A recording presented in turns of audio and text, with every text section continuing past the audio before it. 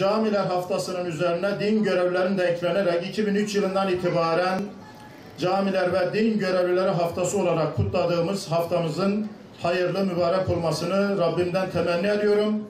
Her yıl bir tema ile Diyanet İşleri Başkanlığımız toplumumuzun ihtiyacına göre bir tema veriliyor, bir konu veriliyor.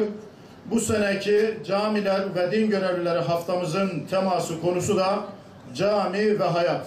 Cami hayatın içinde, hayat caminin içinde. Bismillahirrahmanirrahim.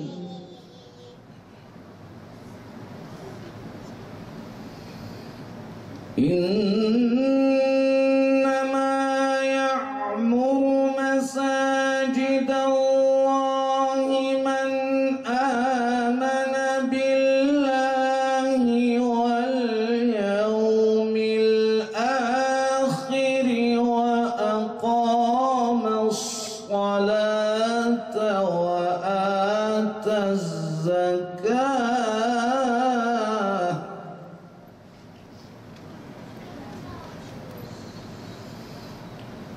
وأقام الصلاة وآتى الزكاة ولم يخش إلا الله فعسى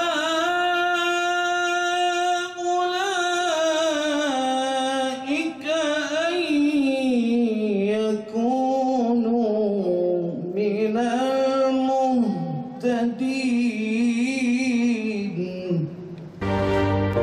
Yeri geliyor dağları deliyor, engelleri aşıyoruz. Yeri geliyor kolay bir ibadetten uzaklaşıyoruz. Oysa hayatın bir merkezi var. İçinden bambaşka hayatlar akar. Farklı duygular, farklı anlamlar, bitmez tükenmez nice umutlar.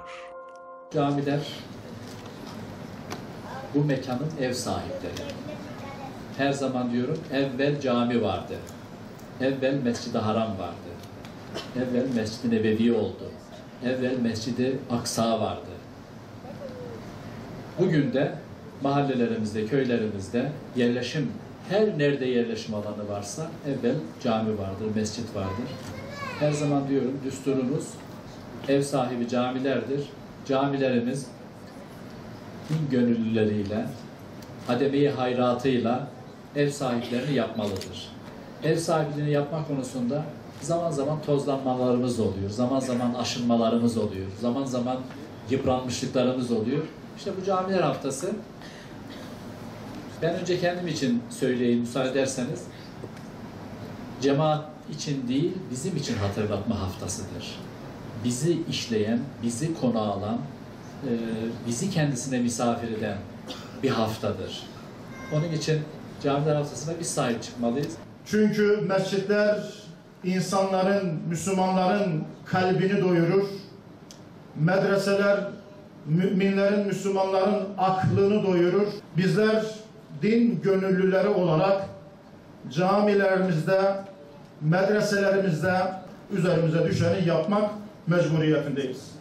Şimdi bak bakalım, bu Hatice varsa hanede, bu Muhammed varsa hanede, orası eştir, yoksa leştir. Yani çocuk leştir abi, bitmiştir. Çünkü bu evde olaylar sırt sırta verilmiştir. Yani hatun kişinin kıblesi kapıda, ötekisininki bacada, çocuğunki nerede? Artık kimciyse.